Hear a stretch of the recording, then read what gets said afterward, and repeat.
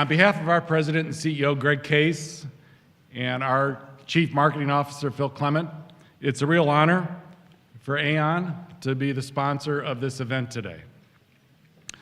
And for many of you, you might know that Aon is now a UK-based company, but it's also important for you to know that the Aon Foundation, for the past 25 years, has made it a priority to support educational activities and cultural institutions like the Chicago Humanities Festival and the Charter Humanist Circle that does so much to enrich the lives of all of us in this room and everybody in Chicago.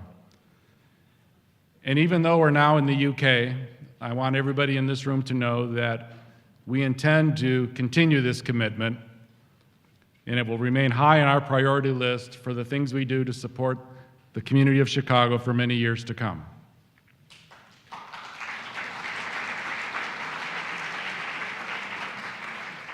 On behalf of my colleagues at Aon, I want to thank the Charter Humanist Circle and its members for their very valuable support. And I also want to thank Northwestern University Law School for allowing us to use the auditorium today. At Aon, we believe in the mantra, if we can't measure it, we don't do it. And because of that, it's a real honor for us to be here supporting and introducing Dr. Philip Kotler. Dr. Kotler has defined marketing as, quote, the science and art of exploring, creating, and delivering value to satisfy the needs of a target market at a profit. He is recognized around the world as one of the foremost experts on business, of marketing, and for his insights on how exemplary marketing has the creativity and the power to influence global consumers every day. In that spirit, I hope you'll join me in welcoming Dr. Philip Kotler.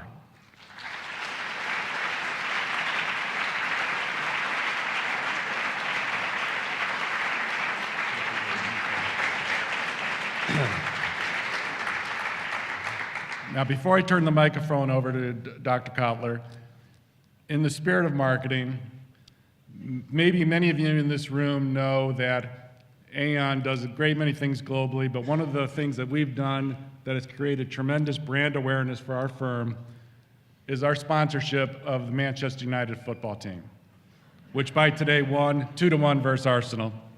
Right now we're at the top of the Premier League. So in that spirit, I would like to present Dr. Kotler with his very own personalized Manchester United jersey. Thank you, David. David, thank you very much, and I will wear this in a fantasy way. May I say, I really appreciate your introduction. Of all the introductions I've received, yours is the most recent.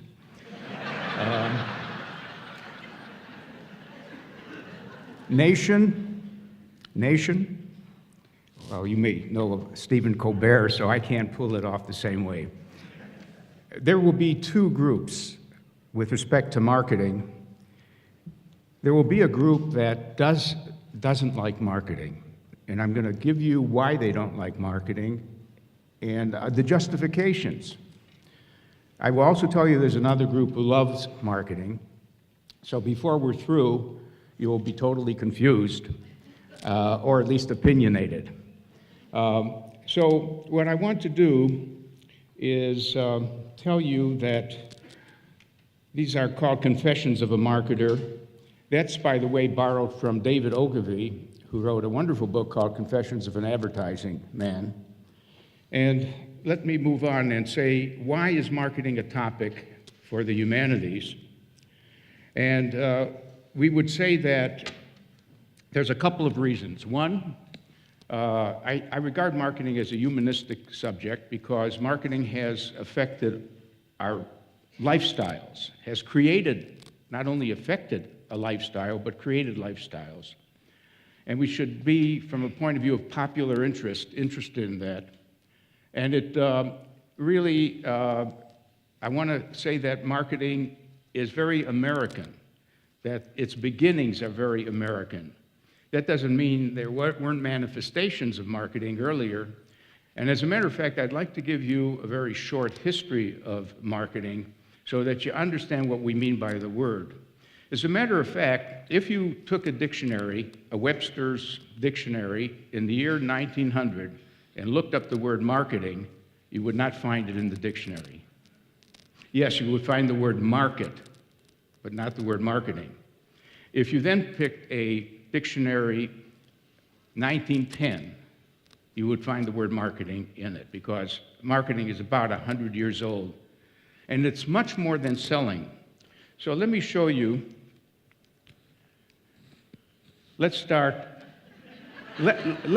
biblically. Let's start biblically. Who is the marketer in this picture? This is the biblical narrative. Who is the first marketer in the world? I hear Eve. The snake. I hate to admit it, because snakes sounds like sneaky and so on and so forth. But the fact is that it was a snake who sold Eve on getting Adam to eat an apple. So it goes way back. At least selling goes way back. Now let's go further. Here is the father of marketing. Wow, what an insult to him. I mean, that's Aristotle. Recently, I was at a group, a little party, and we were speculating who we would like to meet most if we had an hour with such a person. And it boiled down to Plato, Socrates, or Aristotle. That's a hard one. It turns out that my vote went for Aristotle. Aristotle was Google at the time. He knew more about everything than anyone in the world. He wrote on science, politics, economics, rhetoric, art, and everything. Now, why do I say that he had some marketing impact? Let me read the definition of rhetoric. And he's not the founder of rhetoric, by the way. The founders were the Sophists around 600 BC. They were a group who wanted to use selling and speech and persuasion for their own devious ends. But Aristotle put the discipline of rhetoric on its feet. Rhetoric is the art that aims to improve the facility of speakers or writers who attempt to inform, persuade, or motivate particular audiences in specific situations. It is the faculty of observing, in any given case, the available means of persuasion. So, in a sense, he could be the father of selling, the idea of getting someone to do something that they might not have done otherwise. So, let's move on about other early manifestations of marketing. I know many of you cannot necessarily read this, so I will read it. But the first department store opened when and in what country? Normally, if you're in France and you ask the question, they will say, of course, we invented the department store. It was about 1845, the same time we invented paperweights and some other things. But it turns out that the first department store was in Japan, Mitsui Company, which is still alive and well. So that's where one of our retailing forms started. The next one is the first newspaper that carried an ad. There were newspapers early, but the first ad appeared in England in 1652, and it advertised coffee. And then the first ad agency started a little later, much later, N.W. Ayers, which is still a prosperous advertising agency. First time a brand was put on a commodity, the commodity being soap, the brand name was Pear's Soap. And then the first packaging appeared a little later, And finally, we had a marketing research department formed. So, now the word markets has been around all these years. The Middle Ages had markets. In fact, whenever, I would even say the agora in ancient Greece, that means the marketplace. In ancient Greece, people would come on a particular day and to sell things. In the Middle Ages, there were market days. The word marketing wasn't there, it was just market. And trade was always there, because trade through history has taken place between people and regions and countries. So all that is there, and it was in the decade of the 1900s that marketing books first appeared. And the interesting thing is, who wrote those first marketing books? Were they sociologists? What was the discipline of the people who wrote the first marketing books? Any guesses? Well, they weren't physicists or chemists, they were economists. So why would economists start a subject called marketing? And the answer is they were disillusioned economists. They couldn't find any mention of advertising in the discourse of economists. In other words, never did Adam Smith, Thomas Malthus, David Ricardo, even Alfred Marshall and so on, they really talked about other forces that shaped demand. The only force that shaped demand in their mind was price. You know the famous curve. Raise the price, demand will go down. Lower the price, you can sell more. Price was the only thing that affected demand. So these economists were institutional economists and said, hey, you got to factor in advertising. You got to factor in retail stores, wholesalers, jobbers, agents. And it was the neglect of the classical economists to not really texture the marketplace and the way an economy worked that led to marketing. So marketing is technically a branch of economics. Now, who helped develop this field of marketing? Now, probably you don't recognize maybe anyone here. There's one person you might recognize. I don't know if you can see some of these faces, but does someone recognize anyone there? Yeah. Dale Carnegie. Dale Carnegie is here, and his book was How to Win Friends and Influence People. Because in doing this, I wanted to find out who is the exemplar of the selling method, how to win friends and influence people. But let me give you the whole picture. Ernest Dichter, some of you may know of. He was a motivational psychologist, and he could explain why people didn't like to eat prunes, why cigars were offending some people, and all kinds of things. In his book called The Study of Desire, he apparently studied with Sigmund Freud, and he brought that kind of mind to marketing. But he had an opponent named Alfred Politz, who was not a head shrinker. We call him a counter, a nose counter. The expressions we would use, if you were very psychological, you were a head shrinker, and otherwise you were a nose counter, namely a surveyor. You surveyed people, you found out what percentage of people were of a certain age and why did they buy a particular product. Julius Rosenwald was very much behind the formation of the Sears Company, which was an important episode in the development of our retail chains.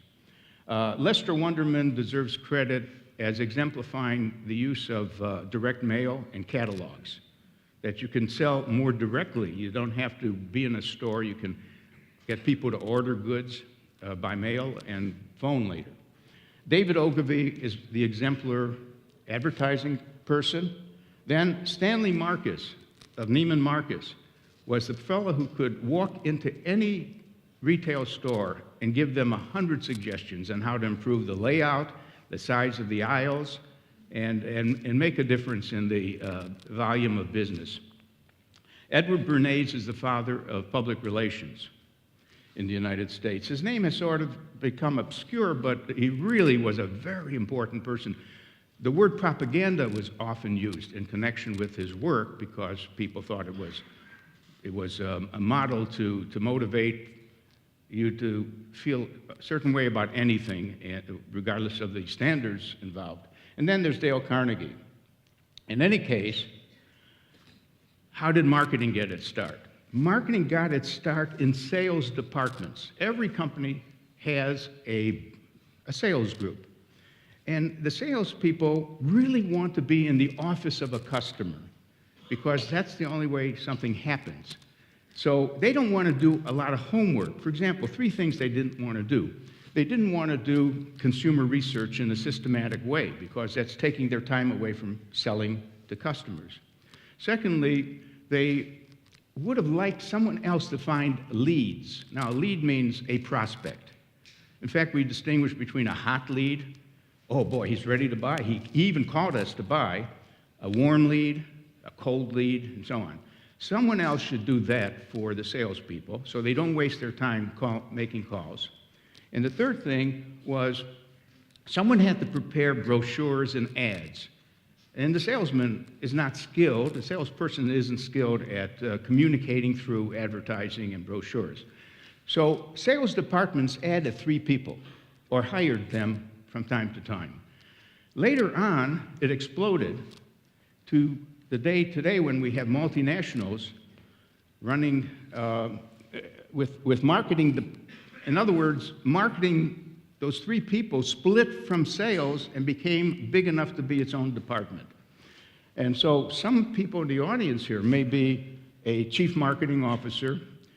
The old name was vice president of marketing, but I like the name chief marketing officer because that person now is part of the chief officers, chief information officer, chief financial officer, chief innovation officer, and the status has moved up. Some of you may be brand managers, may have been in your past experience. Category managers, market segment managers, managing distribution channels like retail or wholesale things, a pricing manager, communication manager, database manager, direct marketers, internet people, and so on. So marketing is well established. Now, the character of a marketing department depends very much on what the CEO thinks of marketing. So the one-piece CEO is a person who took over a company and he says, I don't like marketing, but I know I need it. And all I want from marketing is some communications. I just want someone to broadcast and promote us. So that person is missing a lot of other things made up by other CEOs who are 4P CEOs. Now, a 4P CEO says, I need a marketing plan, and the plan has to mention product. That's the first P. What about our product? What's good about it? What are the features? Price, what should it be priced at? Place, where should it be made accessible? Online, offline, in stores. And finally, promotion. So that's a more educated view of the potential of marketing. But there's even a better view, and that's called the CEO who says, no, I don't want to start with 4 Ps. I want to start with the fact the market is complex. There's a lot of segments. Each segment deserves its own plan. In fact, one thing we've learned that if you just have one value proposition for the whole market, it really doesn't trigger anything in many parts of the market. So that CEO says, what segment should we go after? And what position should we take with each segment? What do we say about ourselves and how we can satisfy their needs? Now, there's even a higher type CEO, which is exemplified by A.G. Lafley, who ran Procter & Gamble, recently retired. When you ask A.G. Lafley, what's marketing? What's your picture? He says, well, M.E. What do you mean? Marketing is everything. Now, marketing is everything. What he means is everything starts with the customer. No customers, no business. And I think he's making that point very much. Now, moving on, there's a lot of things that a chief marketing officer does And I won't go into any detail, but there's a lot of tasks. And the sad fact is that sometimes the chief marketing officer only lasts on the average of 2 years. In other words, does a job, and maybe the CEO is not feeling that it really brought in enough new business that the cost of the CMO exceeds what the value of the CMO is. There's a lot to go into about why CMOs, on the average, hold on to their job for 2 years. By the way, some of them get a better job after 2 years. They become something higher than the chief marketing officer. Some of them actually are pirated away because they're so good, they go to another company to be the CEO. But in any case, marketing, commercial marketing, which I've been talking about, could have stayed only commercial. And then I got involved with Professor Sid Levy at Northwestern. We started the idea of broadening marketing because the set of tools that we use to address consumers could be used in other areas. So we have a thing called place marketing. I will get a call from a city, let's say, and the city says, we're not getting enough tourists, we don't have any attractions for them to come and see. I would like to get a factory located here. We would like some digital people to move here who know digital. We want to start at Silicon Valley. So that's place marketing, the marketing of a place. How do you dress it up and make it attractive against all of the other competitive places? The second, person marketing. There's an agency called William Morris, and a young singer might go to William Morris and say, look, I want to get a hit. I want to appear on Jay Leno's show. I want to move up to being noticed. I want high visibility. I wrote a book with the title High Visibility. How do you get that visibility? So William Morris will look at her and say her performance and maybe say, you know, in a sense, you don't be offended, but we can make you into a better product. That's sort of the language. You know, do your hair differently, walk a little, dress differently. Actually, we're going to use you to reignite the archetype of Joan Baez. You know Joan Baez, the folk singer. Well, we need a new Joan Baez. And so we can recast you and form you into the kind of person we all miss, and so on. Now, social marketing is another branch. Today, there are 2,000 social marketers around the world trying to help people eat better, exercise more, say no to drugs, stop smoking, get off of tobacco, say no to a number of things. Positive behaviors and negative behaviors. By the way, my memory is that Sweden was one of the first countries to want to raise a nation of non-smokers, non-drinkers, all the vices. And it starts at the primary school level, that you could technically raise people to avoid those vices if that was thought to be good public policy. So that's social marketing. Now, political marketing we're saturated with. And I think it's degenerated, but that's another thing. Fundraising is part of marketing. I mean, fundraising is an odd form because you're not exchanging. Everything else is sort of an exchange of values. Fundraising seems to be a one-way transfer. Here's some money for the museum. But any fundraiser knows there's something that should come back to the person who is the donor and supporter of a museum. And working that way is important. So these are offshoots. Now, all of us do marketing. If you read the list, we all do marketing. Did you ever compete for a job when you knew there were other applicants? Didn't you dress up as well as you could and even prepare what you're going to say and so on? Did you compete for a desirable apartment, which was scarce?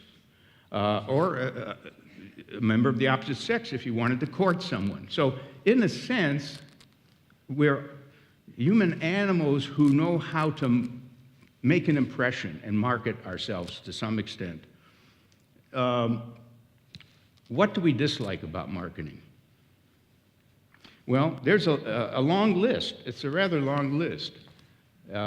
Intrusion, interruption, exaggeration, and so on and so forth.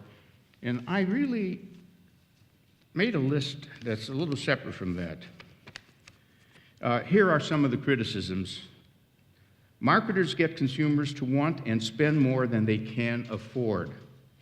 And we know that from the financial disaster, that people were buying homes with maybe nothing down. Marketers are skilled at creating brand differentiation where it shouldn't exist, like with commodities, you know, a chicken is a chicken, cement is cement. So they spend a lot of time trying to tell you their cement is really better, their salt is really better, and so on. Marketers want to produce and sell more goods without considering the resource and environmental costs of producing the goods. The planet Earth is affected by the amount of production and the care with which it's done. Marketers had not paid sufficient attention to product safety. And we know that because Ralph Nader made his career, basically, the unsafety in cars, and then we got lead poisoning, we got asbestos problems, and so on. Here's a serious criticisms. Marketers, and this is not all marketers, these are some particular companies and so on. Marketers favor giving the public what it wants, whether it's good or not for them. Sure, I'll sell you cigarettes. I'll sell you anything that will make money. Therefore, marketing promotes a materialistic mindset. That is, we get turned on to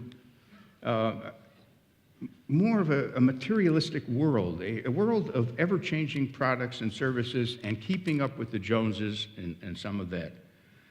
Marketers rarely talk about sane consumption. Yeah, some beer companies say, please enjoy our beer, but don't drink too much. That's nice that no one listens to that, and you still have binge drinking, but they're trying to do what they can, and so on and so forth. Now, let me just say there's another side. This is important too, because it's not a simple picture. The other side of it is marketing has undoubtedly raised the standard of living in the United States. People don't naturally buy new things. In other words, do you know people used to keep their refrigerators, which weren't refrigerators at the time, they were ice boxes, and they would keep going out and getting some ice and putting it in the box and so on. And even the washing machines were very slow to take. In other words, it would be expensive to buy a new appliance, but marketers persisted in saying your life will be better with new appliances, and that's one of its jobs. I would even go so far as to say that marketing is so connected to the idea of the middle class. We're talking about preserving and building the middle class and the lifestyle that goes with it, and marketing is an essential definer of what it is to be and want, what it is to want as a member of the middle class. Marketing in the form of social marketing has helped improve a lot of things. You know, one of the first causes that marketing turned to was the environment and waste and the ill effects of some products and so on. Preserving the environment was one of the first things that social marketers got into. Now they're into obesity as a problem, littering as a problem, and other problems. Marketing is very important to the cultural world, museums, performing arts. And one of the big problems that cultural institutions are facing, especially in the performing arts, is the aging of audiences. How do you get people who are in their 40s to go to opera, to go to ballet, and so on? It's called the graying of the audiences. And maybe that problem has been with us for a long time. But marketers are at work doing segmentation, targeting, positioning, in order to make sure that all seats are filled in the theater, and also the museums are very busy as marketing institutions because they have to get visitors, they have to get donors, they have to get government grants. So marketing is almost an intrinsic function today that's going on. But let me, this is not a time to take a vote. Do you like marketing or you don't like marketing? But let me show you that the negative feelings about marketing came up from these people. The attackers, they attacked marketing. Do you recognize anyone? You see Ralph Nader? I don't. There he is, yeah. Who else?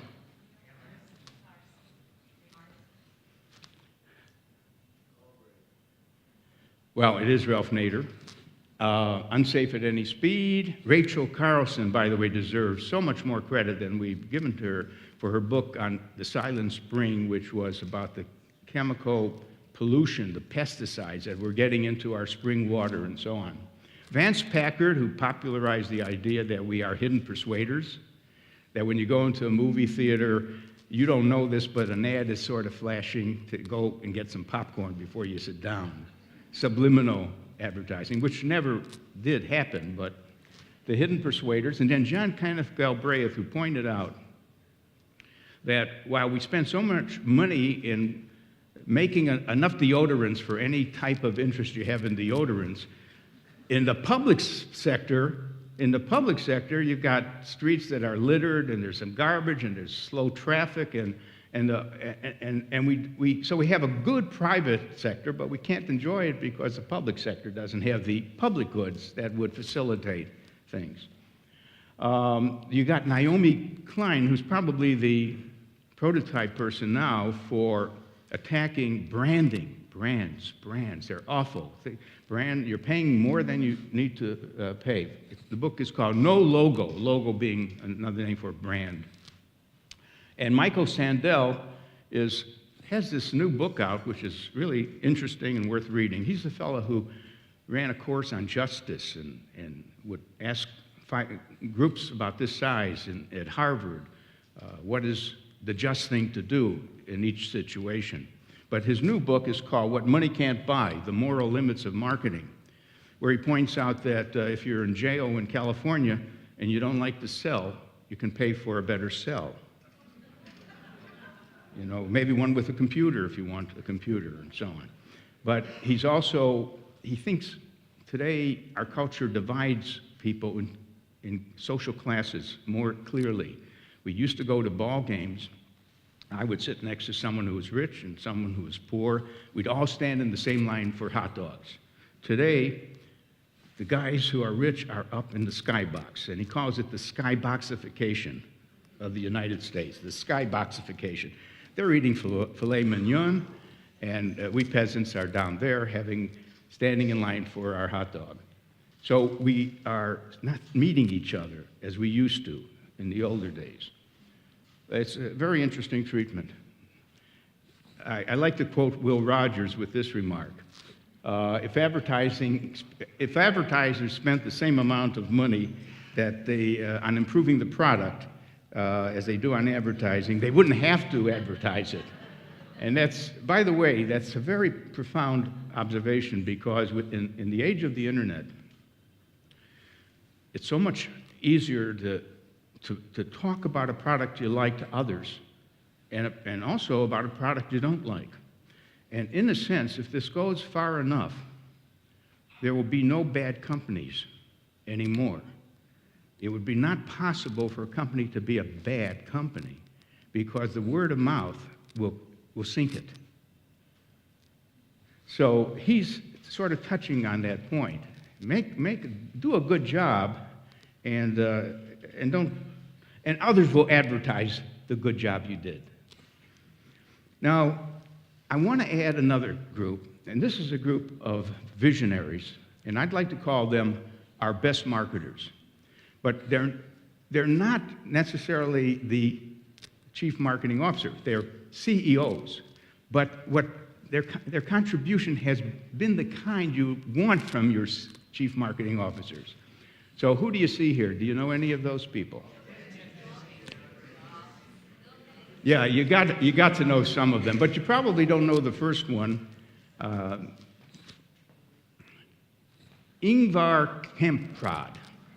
It's very even hard to remember his name, but he's that Swedish person who invented IKEA, who said, I must bring down the cost of furniture, and I can do that by taking the air out of it and just selling knockdown furniture, and now people can afford to have some nice things in their home. Richard Branson is phenomenal. He's not only in self-promotion, he's one of the best self-promoters possible. I don't know if you know that. He was in Times Square some years ago to introduce his new cell phone, the Virgin cell phone, and he said he was going to drop off of a building, a 30-story building, and not wearing any clothes or something. So everyone showed up, and I don't know why they would want to show up, but they showed up in Times Square. And sure, he did jump down, but it was on a rope, and he's carrying a huge version of his new cell phone. And so everyone, not just in Times Square, the reporters were covering it.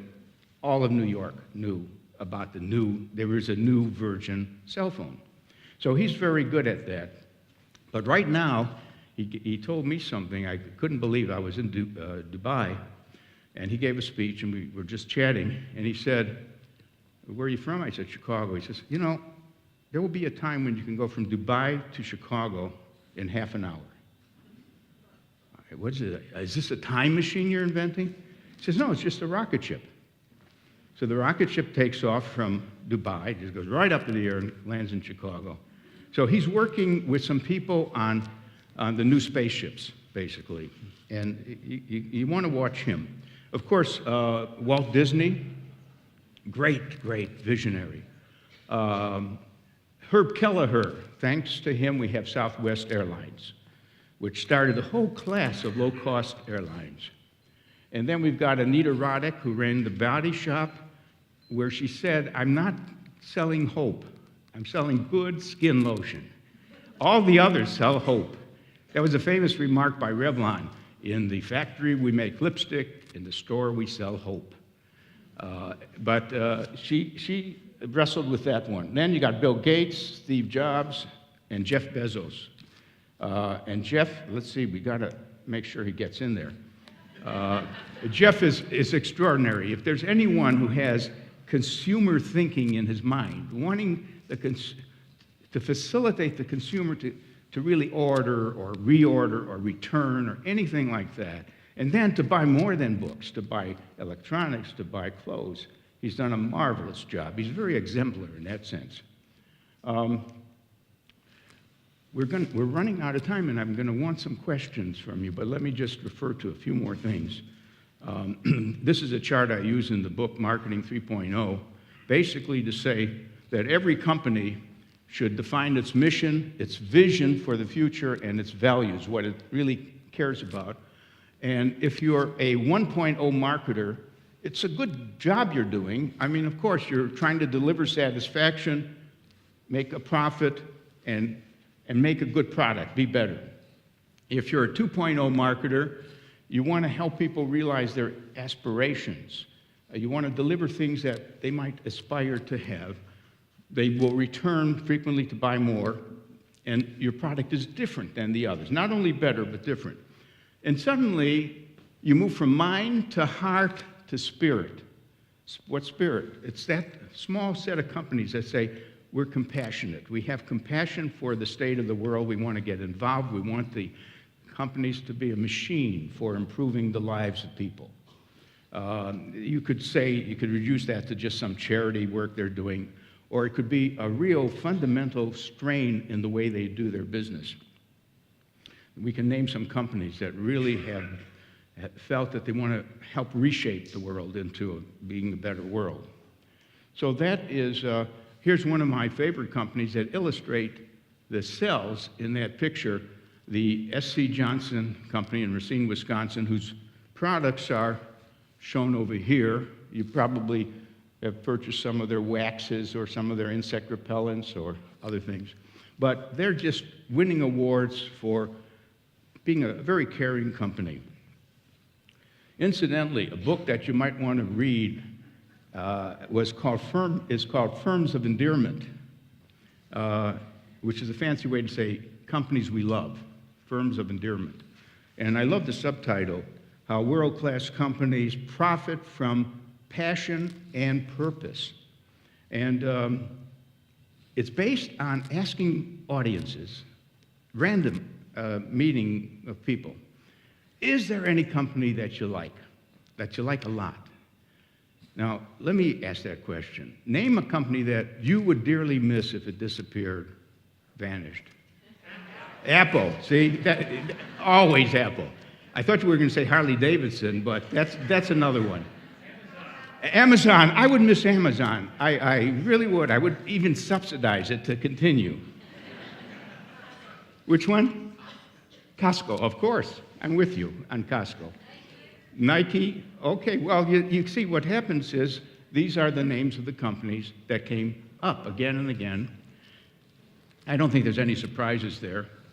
I've asked other countries to do this too, because it would be a different mix of companies that would come up. But the main thing is, these firms of endearment are so much more profitable than the ones that have not been dear to us. One of the things is that they're 9 or 10 times as profitable, but let's see why, and without going through everything here, look at the last one. These are the attributes of that set of companies. And the last attribute is they spend less on marketing than rather more. Because I bet you thought that the companies that were going to be dear to us are the ones who are just advertising all the time. They're so familiar. We see Coca-Cola all the time, all the time. No, they spend less on advertising. So who's doing the advertising? The customer. You guys are. So that's where you should put your money. Create a love affair. Create fans with others. Now I'm going to end with 2 slides. This is on a downer, a little bit. The End of Work. This is Jeremy Rifkin's book. It's now about 9 or 10 years old. And he says, because of the slowdown in population growth, automation of factories and computers, robotics, 3D printing, can the nation create enough jobs? Can the world create enough jobs for the population and so on? And it raises a question about marketing's role. Now, marketing's role normally is seen as to sell you some things. The basic role of marketing is to create jobs. It is the job creator. Namely, it gets you to want something that someone has to produce. So there's a basic question. Does marketing really create new jobs, or does it only create shifts in the shares? Like, if I switch from brand X to brand Y, that's not creating, brand X loses a job and brand Y gets a job. So, but it is true that if we're talking about a new product, marketing will help accelerate its recognition, the awareness of it, and intensify the drive to purchase it.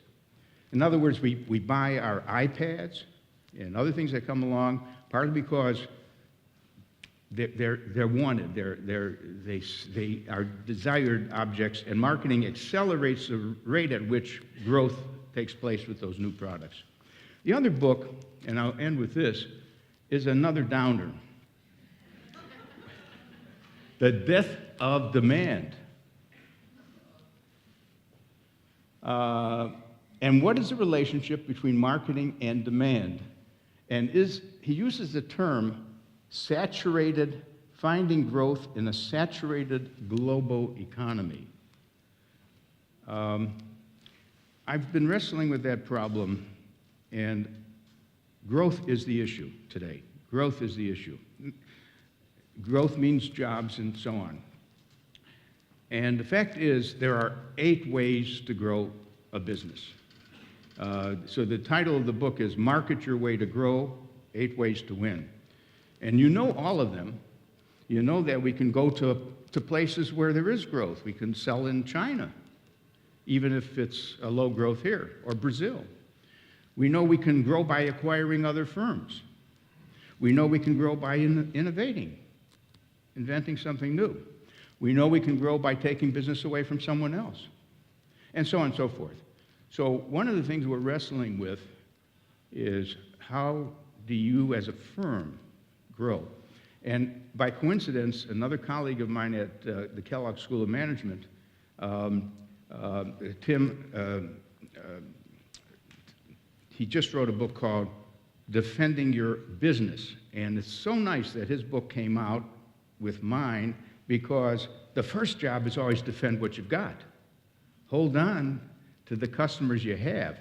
Then you start worrying about some more growth. So we both, as members of the department, are wrestling with how to ignore these books and say they're wrong, and that there is a bright future ahead. So let me stop here and take any questions you might have.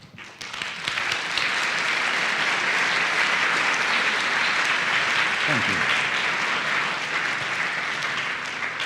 Okay, we have time for a few questions for Professor Kotler.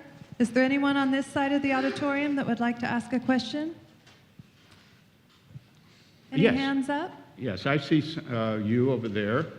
And now, a microphone Susan will will bring you a magically come down microphone. here. And if there's any other people, and there's a person over there. Thank you. Would you introduce yourself, please?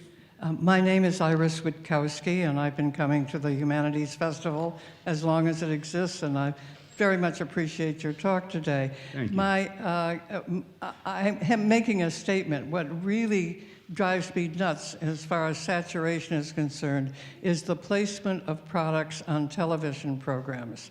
It used to be that in a movie you'd say, oh, I saw that brand, and it seemed to be accidental. Now it's all over. Even Yeah. the anchormen have LL Bean jackets on.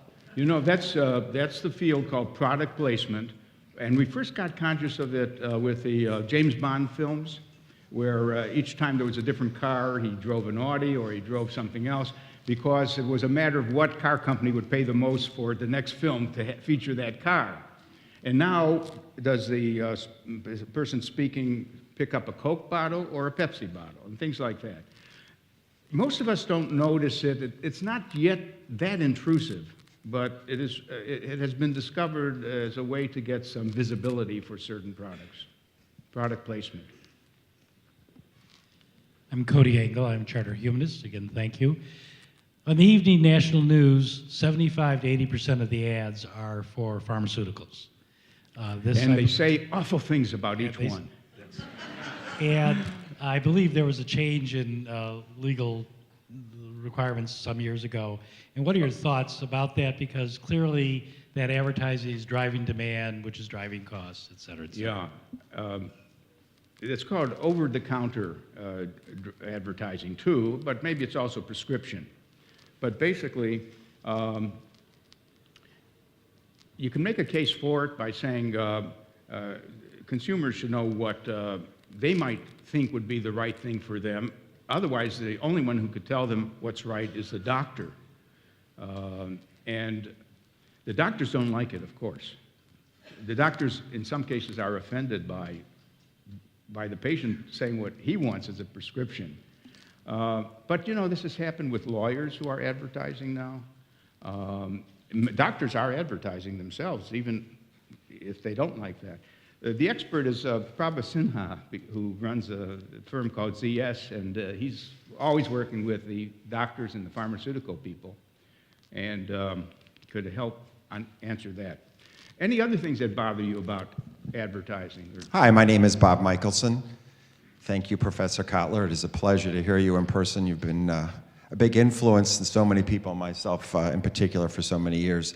Well, My question... One second. How many of you have read any of my books? Any hands? Well, thank you I owe thanks to you. Please proceed. My question is in regards to social media, and you start off your presentation talking about so much of marketing was defined at the beginning of the 20th century. We're 100 years into it. As you look at social media, do you see across a continuum of marketing this being a short-term phenomena or radical change in as we do marketing for the next century? That's part one. And part two, do you see the ability to apply an ROI to social media? Yeah, those are excellent questions. This is not a fad. We are in the digital age. We've passed analog, and there's no turning back. That means that I see the following happening. Every company I talk to says, we're going to go digital too, but slowly. We're going to rely on our traditional, which is newspapers, which are disappearing, by the way, radio, TV, billboards, and magazines. So at best, they will say this: let's turn 10% of our next budget over to digital, which means Facebook, Twitter, and YouTube, and Linksys, and so on. And let's see what happens. Let's hire a 12-year-old, give them a budget, and hope they come back saying, look what I did with Facebook. Look at how many mentions, and so on. Now, that goes to your second question. How do we measure the impact of using Facebook or something like that? Progress is being made. But remember, we never measured advertising right either. I mean, traditional advertising was a waste. First of all, the basic notion of traditional advertising is you know that half the people will never see the. What did Wanamaker say? I know that half of the money I spend on advertising is wasted. It's just I don't know which half. Basically, we judge things by how many people were in principle exposed, cost per 1,000 people exposed when we make an advertising budget. And frankly, many of them were in the bathroom or the kitchen when the ad appeared. So, and increasingly, people are more on their TVs, on their computer screens than they are necessarily watching ads. And I think the advertising industry is making a mistake of putting too many ads now. I mean, there's little content left on some programs with the number of ads that flash by. They're all 30-second things. So now, about measuring, if you read Advertising Age, you'll see a lot of statements and claims that there is measurement going on. One thing I would say is this. Don't take your ad budget and take 50% and switch it to digital, which one firm did, and it was a terrible result. Because until you know what each social medium does, what you want is 10% of your budget going that way, and then when there's some proof, you put in another 5 or 10% into that particular use of the social media.